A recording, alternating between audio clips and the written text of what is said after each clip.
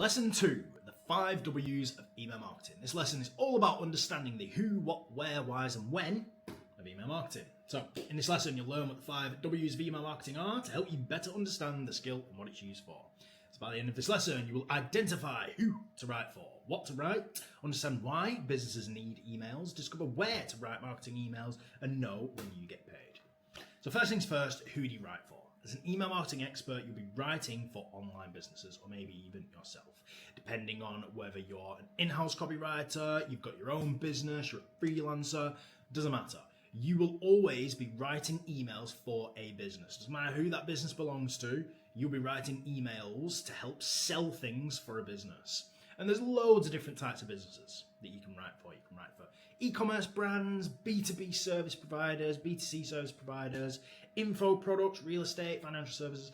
The list just goes on and on and on. You can write emails for anyone. I've even got a partner who writes emails for the Lancashire Police. So you can write emails for everyone. If they sell something online, or even if they have any sort of online following, you need to keep their following up to date, you can write emails for them. So what do you actually write? As an email marketing expert, you'll be writing website pages. Jokes.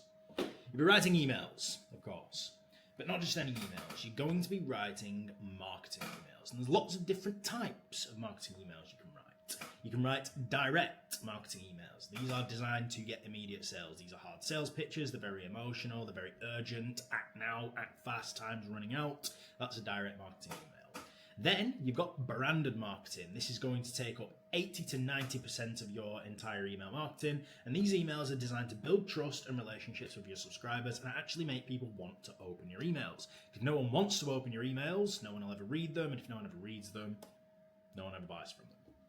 Next up is special offers. So this can tie into direct marketing. It's a combination of direct and brand marketing. You are trying to get to an immediate sale, but you're offering value at the same time to build trust. So because you're loyal, we're giving you this 20% discount on your next month, stuff like that.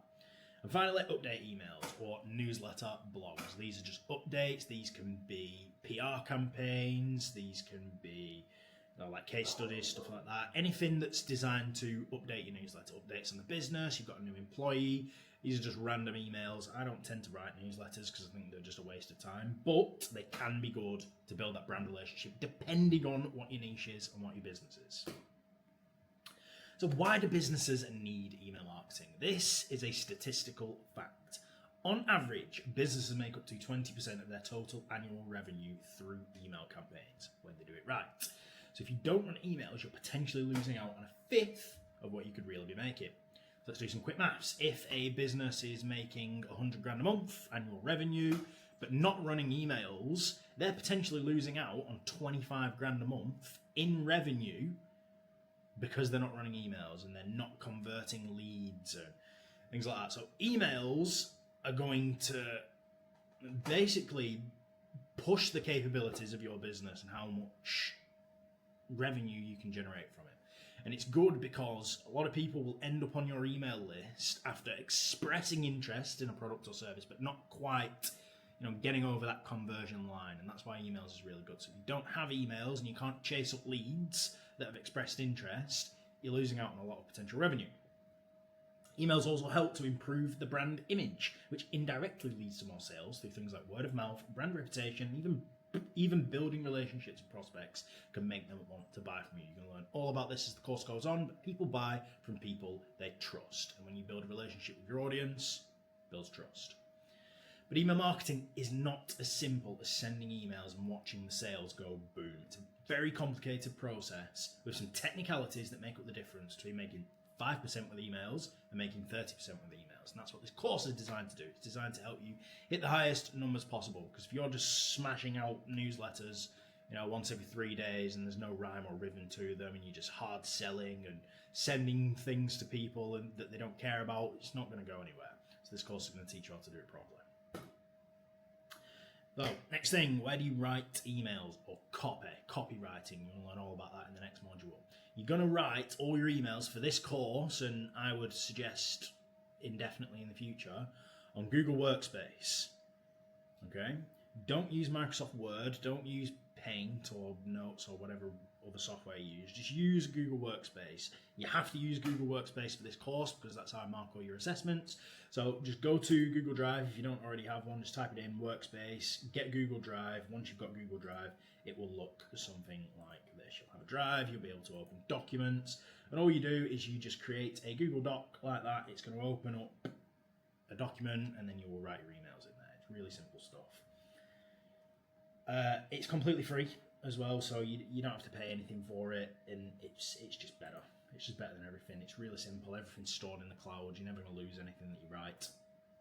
So all your first drafts that you do, write them on Google Workspace, and then after you've written them on Google Workspace, you will then transfer the copy onto an email service provider or an ESP. This is the tool that you use to send marketing emails to an email list. Most of you are already going to know what ESPs are. If you don't, you'll learn about it later on in the course. But you're going to always write your first draft in Google Doc and then translate the final copy over to the ESP. And then if you want to put designs in there, we can use Canva, so you can actually transfer the copy over to Canva or something like B3 or a different software, and then you can grab the HTML and put it into you. There's loads of different stuff. It sounds really complicated now, so I'm not going to dive into it, but you will learn how to do it step by step throughout the course, so don't worry too much about it.